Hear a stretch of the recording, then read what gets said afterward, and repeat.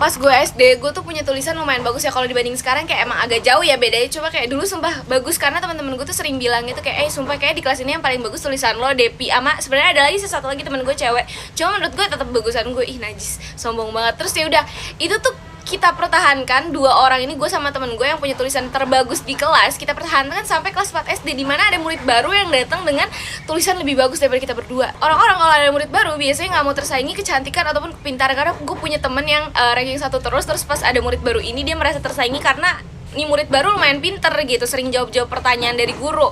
Gue nggak mau tulisan gue tersaingi. Pas hari pertama dia masuk, gue langsung berusaha mencari cara agar gue bisa lihat tulisan dia tuh bagus atau tidak. Terus gue mikir lah gimana caranya biar gue bisa tahu nih anak baru tulisannya bagus atau enggak. Nggak mungkin dong gue tiba-tiba langsung ke bangku dia terus gue nanya kayak mana buku lo, gue mau lihat tulisan lo bagus atau enggak. Kayak gue caprik banget. Terus akhirnya gue memikirkan ide gitu untuk minjem penghapus ke teman gue yang di pojok sono, biar gue ada alasan buat muterin bangku dia, jadi bisa ngintip gitu loh. Kebetulan kan itu lagi pelajaran yang menulis, jadi kayak pas banget di timingnya. Akhirnya udah tuh gue ngelirik, terus gue lihat nih tulisan bagus banget. Cuma mungkin karena gue lewatnya cuma bentaran doang ngintipnya, jadi gue cuma bisa lihat tulisannya bagus. Sampai dimana pas istirahat temen gue yang duduknya sebangku sama nih anak baru ngomong, tau gak sih Pi, tulisan dia tuh mirip banget sama lo tau, tapi menurut gue sih rapian dia. Terus gue yang kayak apa nih maksudnya, nggak bisa, gue langsung merasa terancam. Akhirnya gue lihat kan nih tulisan si anak baru yang bener-bener jelas, karena gue minta sama dia langsung. Gue kayak lihat buku lu dong, gue mau lihat tulisan lo. Untung si anak baru tidak banyak bertanya gitu kan, mungkin kayak dia berpikir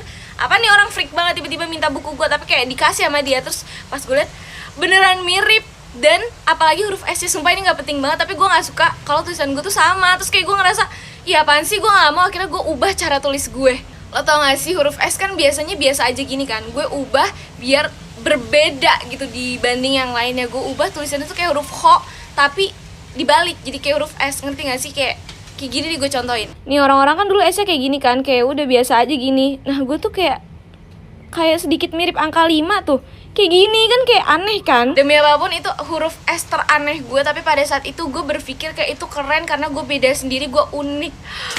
Sampai dimana anak baru ini mengikuti huruf S gue. Tambahlah nih besar kepala nih orang Yasmin pada zaman dahulu gitu. Terus gue yang kayak gue pura-pura nanya gitu ke dia, kok tulisan S lu mirip sama gue sih, gue bilang gitu kan. Terus dia ngaku, dia bilang iya soalnya gue ngikutin S lu. Gue yang kayak gue langsung merasa trendsetter dan menjadi lebih perempuan yang berpower di kelas itu. Ih gak jelas banget, coba sumpah emang aneh banget iri-irian zaman SD gue.